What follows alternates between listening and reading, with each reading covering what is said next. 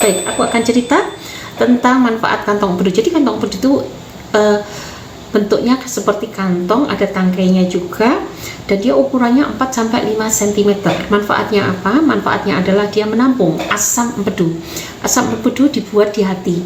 Asam empedu dibuat di hati terkoordinasi dengan usus halus. Jadi ketika ada makanan lemak masuk, maka dia akan memberikan kode ke hati untuk membuat asam empedu, kemudian akan dikucurkan ke dalam kandung empedu.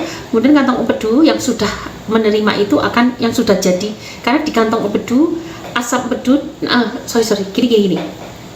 Ketika makanan masuk ke dalam usus halus, dia akan mengkode signaling sel untuk memproduksi asam empedu oleh hati. Kemudian asam empedu akan memproduksi empedunya dalam bentuk asam, dicurahkan ke dalam kantong empedu dan diganti dalam bentuk garam, dan oleh kantong empedu ini dia akan dikeluarkan setelah menjadi garam, dan pH-nya jadi berbeda. Ketika dalam bentuk garam, pH-nya itu menjadi pH netral, tetapi ketika dalam bentuk asam, itu pH-nya masih asam.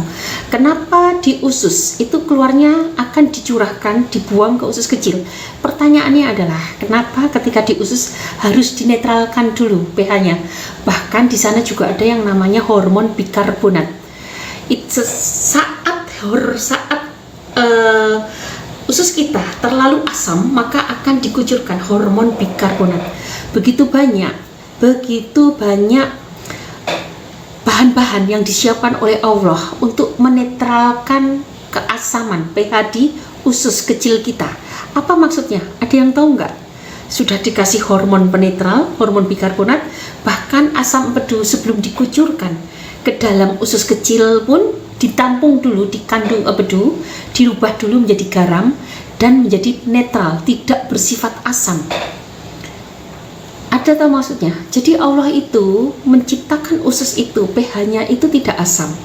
Kalau lambung pH-nya asam dengan keluarnya asam lambung, maka asam lambung itu jangan ditahan-tahan untuk tidak keluar. Dia membutuhkan suasana asam.